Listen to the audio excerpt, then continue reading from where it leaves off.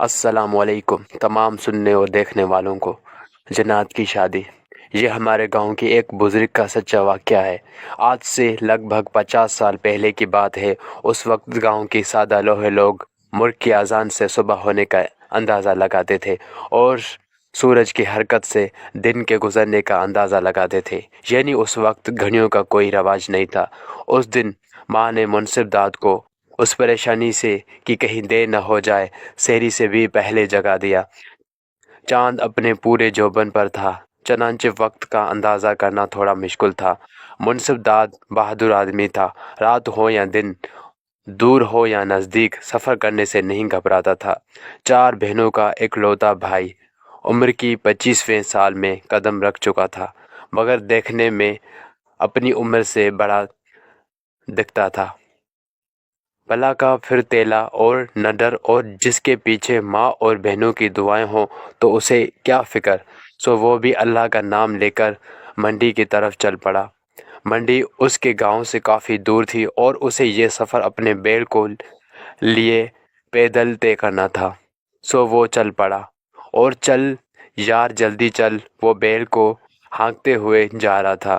گرمیوں کا موسم اور جولائی کا مہینہ تھا، مگر گھر سے باہر کھلی فضا میں آتے ہی منصف داد کی طبیعت کھل سی گئی تھی۔ ہر طرف خنک ہواؤں نے اس کی سستی دور کر دی تھی اور وہ گنگناتے ہوئے چلنے لگا۔ اچانک اسے اپنے آس پاس سے ہنسنے کھلکھلانے کی آوازیں آنے لگیں۔ ایک لمحے کو تو اس کے قدم رک سے گئے۔ بہادری اپنی جگہ، تاہم وہ انسان تھا اور اچانک رونما ہونے والی کسی بھی بات سے انسان بوکھلا ضرور جاتا ہے۔ چنانچہ ایک لمحے میں ہی اس کے جسم پر رونگٹے کھڑے ہو گئے اور وہ اپنے ارد گرد دیکھنے لگا، مگر اسے کچھ نظر نہ آیا۔ ہنسنے کی آواز سنائی دی، تم آدم زاد ہو، تم ہمیں نہیں دیکھ سکتے؟ جب تک کہ ہم خود نہ چاہیں۔ اپنی بے حد قریب کی اس آواز نے منصف داد کے قدم روک دیے اور وہ دل ہی دل میں آیت الکرسی کا ورد کرنے لگا۔ ڈر مت، تم خوش قسمت ہو کہ ہم سے آ ٹکرے۔ اگر تم کسی غیر مسلم کے سامنے ہوتے تو اس وقت یہاں نہ ہوتے۔ منصف داد کے کانوں میں آواز آئی۔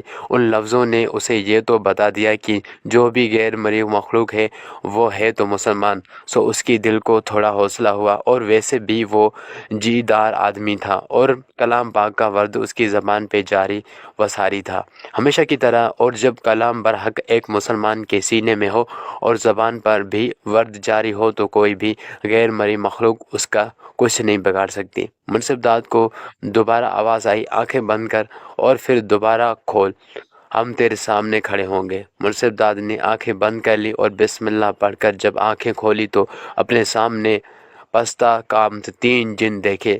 ان کی آنکھیں سرخ اور پلکوں کے بغیر تھی جو دیکھنے والے کو خوف زدہ کر دیتی تھی۔ بال بھی سرخ تھے اور ان کی جلد چمکتی ہوئی محسوس ہوتی تھی۔ صرف ایک لمحے کو منصف داد کو ذرا عجیب سا لگا، مگر دوسرے ہی لمحے وہ کافی سنبھل چکا تھا۔ السلام علیکم، منصف داد نے تینوں جنوں کو سلام کیا۔ وعلیکم السلام، باقاعدہ جواب دیا گیا۔ چلو، ان میں سے ایک نے منصف داد کو چلنے کا کہا تو منصف داد سمیت وہ بھی بیل کو لیے چلنے لگے۔ کہاں سے آئے ہو اور اتنی رات کے گھر سے نکلنے کی کیا ضرورت تھی؟ کچھ پتہ بھی ہے کہ رات کا کوئی سا پہر ہے یہ؟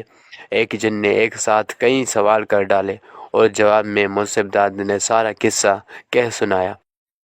چلو اچھا ہے، ماں کا کہنا مانا تم نے، تبھی ہم سے ملے ہو۔ یہ یقین تمہاری ماں کی دعا ہے، ورنہ اس وقت تو بھوت پریت چڑیل دیو سب آزاد ہوتے ہیں، ورنہ ہم سب کا مسکن ہوتا۔ آئندہ ذرا سوچ سمجھ کے گھر سے نکلنا، ہر بار ہم نہیں ملیں گے۔ آپ کا نام کیا ہے اور آپ تینوں آپس میں کیا لگتے ہیں، اور آپ اس وقت کہاں جا رہے تھے؟ منصف داد نے بھی ایک ساتھ کئی سوال کر ڈالے۔ میرا نام نستور ہے اور یہ میرے دوست ہیں، ہم تینوں اپنے ایک دوست کی شادی پہ جا رہے تھے۔ جنات کی شادی۔ میرا نام نستور ہے اور یہ میرے دوست ہیں، ہم تینوں اپنے ایک دوست کی شادی پہ جا رہے تھے کہ تم سامنے سے بیل لے کے آتے دکھائی دیے۔ پہلے تو ہم حیران ہوئے کہ یہ کون بے وقوف ہے، پھر یہ سوچ کے تمہاری طرف بڑھے کہ کہیں تم بدروحوں کے ہتھے نہ چڑھ جاؤ۔ جس طرح تم لوگ اپنے کیے کے جواب دہ ہوں گے نہ روز قیامت، اسی طرح ہم सब भी अल्लाह पाक को जवाबदेह हैं। बस इसीलिए तुम्हारी मदद को आगे बढ़े थे। बहुत शुक्रिया। मुंसिफदाद दिल से नस्तूर का शुक्रगुजार हुआ। चलते चलते उनका गुजर एक कुएं के करीब से हुआ। मुंसिफदाद ने नीचे झांका तो पानी दिखाई दिया, मगर कुएं के साथ कोई डोल नहीं बंधा हुआ था। वहाँ पानी निकाल सकता बस एक हौज बना हुआ था, ताकि पानी निकाल के उसमें डाल जा सके। मगर डोल होता तब पानी डालता। उसके चेहरे पर फिक्र अमंडी। क्या हुआ? नस्तूर ने पूछा। उसे भूख लगी हुई है, जानवर है बेचारा। उसने बैल के सर पर हाथ फेरा, पानी पिलाना चाहता था। यहाँ तो दूर व नज़दीक कुछ ऐसा दिखाई नहीं दे रहा कि मैं उसे पानी पिला दूँ। मुंसिफदाद परेशान हो गया। वाह यार, हमारे होते हुए परेशान हो? तुम देखते जाओ बस। नस्तूर ने ये कहा और अपने साथ खड़े साथी जिनको देखा तो उसने अपने दोनों बाजू अपने अतराफ में फैला दिए। साथ ही उसने आहिस्ता आहिस्ता ऊपर को उठना शुरू कर दिया। मुंसिफदाद को ज़रा पल को झुरझुरी सी आ गई, मगर कुछ ही देर गुजरी थी कि घास के एक बड़े से गट्ठे के साथ वो जिन दोबारा वहाँ पहुँच गया। लो, पहले बैल को घास डालो, फिर उसको पानी भी पिलाते हैं। नस्तूर भाई, बारात का भी वक्त होने का है, देखना हम सब ने वहाँ भी जाना है। दूसरा जिन बोला। चले जाएंगे, ये इंसान उस वक्त मुश्किल में है, मैं इसे ऐसे अकेला छोड़ के नहीं जा सकता। तुम जानते हो ना, मैंने एक आलिम इंसान से तालीम हासिल की है, इसलिए किसी इंसान की मदद करना अपना फ़र्ज़ समझता हूँ। बहुत शुक्रिया नस्तूर भाई। मुंसिफदाद ने नस्तूर की बात सुनी तो दिल से उसका शुक्रगुजार हुआ। चलो बैल को कुएं के नज़दीक लाओ। मुंसिफदाद बैल को करीब लाया। अचानक कुएं में डोल के गिरने की आवाज़ आई, जिसे डोल कुएं के किनारों से लग रहा हो। ताहम डोल मुंसिफदाद को कहीं दिखाई नहीं दिया। हाँ, पानी हौज में साफ दिखाई दे रहा था। बैल ने बैल ने जी भर के पानी पिया। मुंसिफदाद ने अभी बैल को कुएं से हटाया ही था कि थोड़ी दूर सैकड़ों मशालें जलती हुई दिखाई दी। हर तरफ रोशनी ही रोशनी थी। ये क्या है? मुंसिफदाद ने नस्तूर जिन से पूछा। हमारे दोस्त की बारात। तुम एक तरफ को हो जाओ। हमारी बरादरी में सब एक जैसे नहीं होते, कोई तुम्हें नुकसान भी पहुंचा सकता है। मुंसिफदाद करीब ही एक उगी हुई झाड़ी के पीछे जा छुपा। हर तरफ हंसने की आवाज़ें थीं। मुंसिफदाद को सिर्फ रोशनी नज़र आ रही थी, और रोशनी बरदार नज़र नहीं आ रहे थे। वो कुछ गा भी रहे थे, लेकिन उनकी बोली की समझ नहीं आ रही थी। जिस साज पर वो गा रहे थे उसका रिदम बहुत मन मोह लेने वाला था। ऐसा सरताल कहीं नहीं सुना था। वो रोशनी का सैलाब एक बड़े से बहोड़ की दरख्त पर चढ़ गया। मुंसिफदाद को एकदम गोया सर्दी सी लगने लगी। निकल आओ। नस्तूर के आवाज़ पे मुंसिफदाद बाहर निकला। ये सब मुझे क्यों नज़र नहीं आ रहे थे? आपकी तरह आदमजाद आम हालत में जिन्नात को देखने की सलाहियत नहीं रखता, जब तक कि जिन खुद आदमजाद के सामने खुद को जाहिर न कर दे। माँ सिवाय बहुत छोटे बच्चों के। हाँ, तभी माँ शाम के बाद बच्चों को बाहर नहीं निकलने देती। मुर्शदाबाद ने नस्तूर की बात की तस्दीक की। हाँ, यही बात है। वो चलते जा रहे थे और सुबह का जब की रोशनी दिखाई देने लगी। तुमने जो रास्ता अख्तियार कर लिया था वो असल राह से हट के था। शुक्र कर कि हम मिल गए थे तुझे, और तुम्हारा रास्ता भी कम हो गया। नस्तूर बता रहा था और मुंसिफदाद अंदाज़ा कर रहा था कि वो सही कह रहा है, क्योंकि अनजाने में वो असल से हट गया था। तभी तो वो उन जिनों के सामने आ गया था। अब तुम जाओ, ये वक्त हम जिन्नात का वापस अपने अपने मस्कन में जाने का है। अभी थोड़ी देर में अज़ानें हो जाएंगी। अब तुम्हें कोई डर नहीं। हमें शादी में भी शिरकत करनी है। पहले तुम्हारी वजह से हमें देर हो गई है। नस्तूर भाई, हमने तो सुना था कि जिन्नात बहुत नुकसानदा होते हैं, मगर आपने तो मेरी मदद की है, कोई नुकसान नहीं पहुंचाया। मुझे बताया था ना तुम्हें कि हम जन्नात में भी मुसलमान और गैर मुस्लिम होते हैं।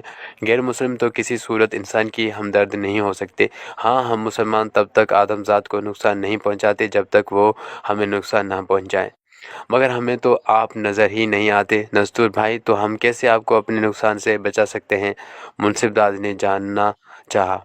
بے شک تم انسان ہمیں عام حالت میں نہیں دیکھ سکتے، اس لیے تو اعوذ باللہ اور بسم اللہ پڑھنے کا حکم دیا گیا ہے تم کو۔ جب تم لوگ یہ پڑھتے ہو تو ہم تمہارے راستے سے ہٹ جاتے ہیں، بلکہ غیر مسلم بھی ہٹ جاتے ہیں۔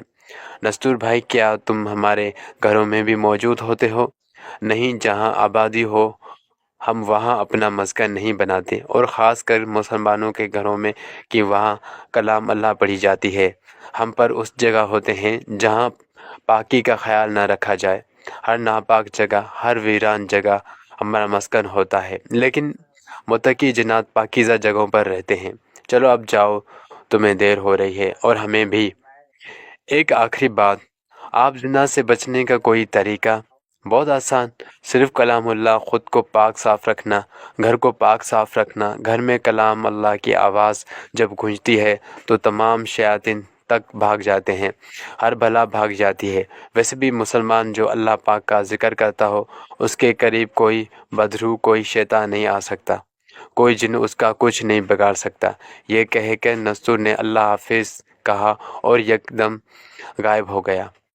قریب کہیں صدائے حق کی آواز آنے لگی اور منصب داد نے قدم تیز اٹھانے شروع کر دیے تھے کہ معبود برحق کے سامنے سجدہ ریز ہو سکے، کہ وہی لائق عبادت ہے اور اسی کے آگے جھکنے میں ہماری بہتری و کامیابی ہے۔ تو ڈیئر فرینڈس، کیسی لگی یہ سچی کہانی؟ کمنٹ پہ ضرور بتائیے گا۔ تو ڈیئر فرینڈ،